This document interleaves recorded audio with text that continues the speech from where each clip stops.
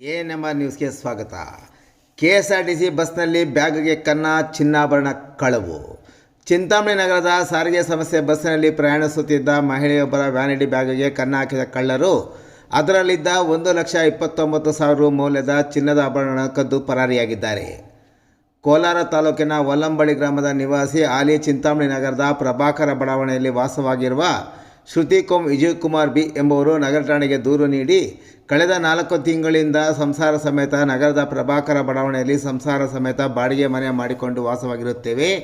ತಮ್ಮ ಗ್ರಾಮದಲ್ಲಿ ಪೂಜೆ ಕಾರ್ಯಕ್ರಮವಿದ್ದು ಸದರಿ ಕಾರ್ಯಕ್ರಮಕ್ಕೆ ಹೋಗಲು ತನ್ನ ಬಳಿ ಇದ್ದ 20 ಗ್ರಾಮ್ನ ಬಂಗಾರದ ಕತ್ತಿನ ಚೈನ್ ಮತ್ತು ಡಾಲರ್, 18 ಗ್ರಾಮನ 3 ಜೊತೆ ಬಂಗಾರದ ಕಿವಿ ಓಲೆ, 5 ಗ್ರಾಮ್ನ ಬಂಗಾರದ ಉಂಗುರವನ್ನು ತನ್ನ ಬ್ಯಾಗಿನಲ್ಲಿಟ್ಟುಕೊಂಡು ಡಿಸೆಂಬರ್ 13ರಂದು ಸಂಜೆ 5:30 ಗಂಟೆಗೆ ಚಿಂತಾಮಣಿ ನಗರದ ಕೆಎಸ್ಆರ್ಟಿಸಿ ಬಸ್ ನಿಲ್ದಾಣದಲ್ಲಿ ಕೋಲಾರ ಕಡೆ ಹೋಗುವ ಬಸ್ ನಿಲ್ದಾಣದಲ್ಲಿ ಬಸ್ ಹತ್ತಿರುತ್ತೇನೆ. ನಂತರ ಬಸ್ಸಿನಲ್ಲಿ ತನ್ನ ಬ್ಯಾಗನ್ನು ನೋಡಲಾಗಿ ಅರ್ಧ ಜಿಪ್ ತೆಗೆದ ಸ್ಥಿತಿಯಲ್ಲಿದ್ದು ಬ್ಯಾಗಿನಲ್ಲಿ ತಾನು ಇಟ್ಟಿದ್ದ ಬಂಗಾರದ ಒಡವೆಗಳು ಇರುವುದಿಲ್ಲ.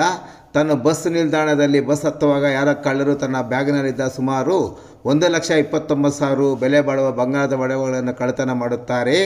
ಈ ವಿಚಾರವನ್ನು ತಾನು ಮನೆಯಲ್ಲಿ ತಿಳಿಸಿ ಈ ದಿನ ತಡವಾಗಿ ದೂರು ನೀಡುತ್ತಿರುತ್ತೇನೆ. ಆದ್ದರಿಂದ ಕಳ್ಳರನ್ನು ಪತ್ತೆ ಮಾಡಿ ಕಾನೂನು ರೀತಿ ಕ್ರಮ ಜರುಗಿಸಲು ಕೋರಿದ ಮೇರೆಗೆ ಡಿಸೆಂಬರ್ 23ರಂದು ಗುರುವಾರ ನಗರ ಠಾಣೆಯಲ್ಲಿ ಪ್ರಕರಣ ದಾಖಲಾಗಿದೆ.